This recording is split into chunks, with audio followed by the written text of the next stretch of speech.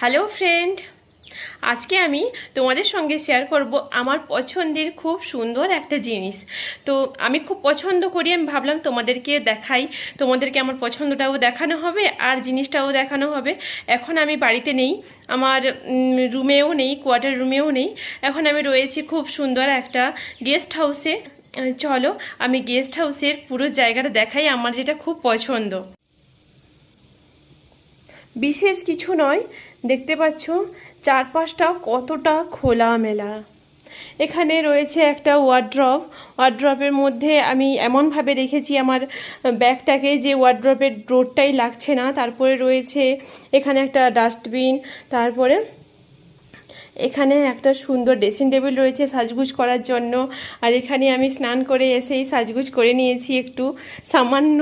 তারপরে এখানে একটা টেবিল রয়েছে, যে টেবিলে বসে একটু খাওয়া দাওয়া করছিলাম, এখানে বসে কোনো কাজও করা যাবে। আর আমরা এখানে 2-3 দিন থাকবো, তো ওই জন্য একটু ফ্রুটস নিয়ে এসেছি, বাড়ি থেকে মুড়ি নিয়ে এসেছি, আর এগুলো আমাদের কাজের জিনিস। তারপরে ওই সাইডে রয়েছে বাথরুম।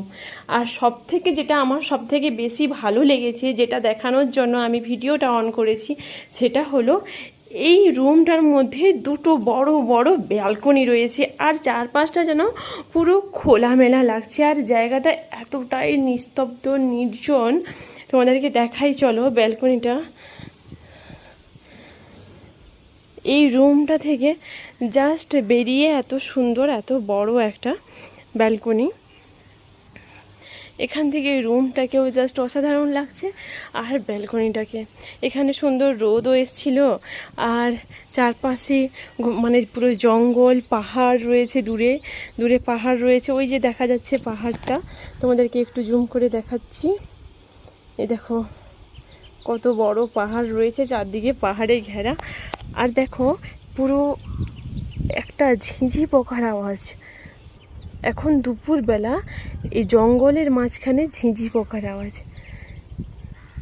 কতটা সুন্দর লাগছে না? তারপরে ভিতরের দিকে গিয়ে আরও একটা রয়েছে ব্যালকনি। এখানে টিভিও দেওয়া রয়েছে, টিভিতে খেলা চলছে। আমি তো মোটামুটি খেলা দেখি না বললেই চলে, কিন্তু হাজব্যান্ডের জন্য একটু একটু দেখতে হয়। আর এখানে একটা উইন্ডো রয়েছে, আর এখানে আর একটা ব্যালকনি। ওই ব্যালকনিতে আমি স্নান করে এসে আমার গামছাটা একটু শুকিয়েছি, ওখানে বসছিলাম, একটু দেখছিলাম চারদিকের ওয়েদারটা। এটাই ছিল আমার পছন্দের জিনিস তোমাদেরকে দেখানো। আর এখানে একটা সুন্দর ফ্লাওয়ার টব রয়েছে, যেটা খুবই